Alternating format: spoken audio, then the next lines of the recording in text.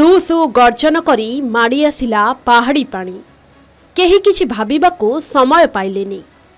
एमिति अचानक पानी माड़ी आसिबारु झरणारे गाधोइतिबा पर्यटक प्राण विकଳରେ पळाई आसिले कूलकू, नहेले भासी जाइथान्ते क्षणिक मध्यरे।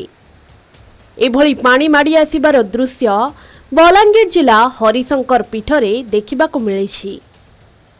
पानीर सुओ देखि मनरे भय आसुछि। सतरे प्रकृति बड़ विचित्र, केतेबेले जे कौन घटाइब कहिबा मुस्किल। समान भावे एठारे मध्य हठात करी माड़ी आसिथिला पानी। जदि पानी सह भूस्खलन होइथांता तेबे केरलर वायनाड भली अवस्था हेबार आशंका भी थिला। बलांगीर जिला खप्राखोल ब्लॉकर प्रमुख शैवपीठ तथा पर्यटन स्थली हरिशंकर। एठारे रहिछि पापनाशिनी झरणा, जेउठी लोके स्नान करी प्रभु को दर्शन करती और पर्यटक माने झरणारे गाधोइबार मजा नियंती। हेले एही झरणारे अप्रत्याशित भावरे पानी माड़ी आसिथिला। भयंकर भावरे माड़ी आसिथिला पहाड़रू पानी।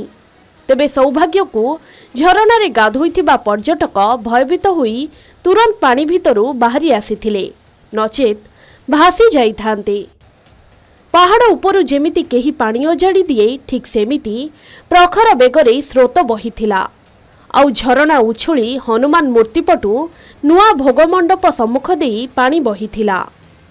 प्रभुंक कृपारु कहार कोनोसी क्षति होई नाही। अवश्य अल्प समय परे पानी कमी झरणा स्वाभाविक होई जाइथिला। एही पापनाशिनी झरणार उछुला वीडियो एबे भाइराल हेउछि। पहाड़ उपरे प्रबल वर्षा फलरे एभली अचानक पानी आसीगला बोली अनुमान करा जाउछि। तेबे एहाकु नै भक्तमानंकर भिन्न मत रहिछि। पीठरे श्रावण सोमवार लक्षाधिक भक्तंक भिड़ हेउछि, तेणु मंदिर परिसर अपरिष्कार होइथिला। सेथिपाई हरिशंकर बाबांक निर्देश रे पानी आसी पीठको परिष्कार करि देइछि बोली किछि श्रद्धालु माने कहुछंती। कारण पानी सिना एमिति हठात और प्रबल बेगरे आसिला, हेले कहार किछि क्षति करि नाही। पूर्वरु 2019 रे मध्य लगान वर्षा जोगु हरिशंकर रे भूस्खलन होइथिला। माटी अतड़ा धसीथिला। पहाड़ उपरु अचानक माटी खसीथिला। बड़ बड़ पत्थर धसीबा सह प्रबल बेगरे प्रवाहित होइथिला पानी।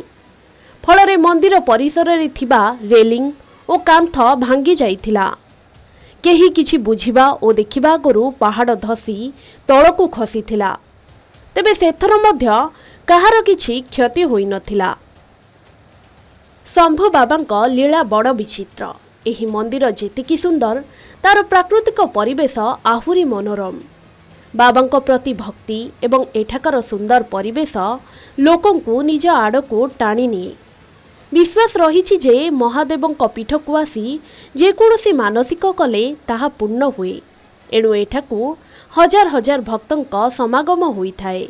लोके पापनाशिनी झरणारे स्नान कले समस्त पाप दूर हुए बोली विश्वास रहिछि।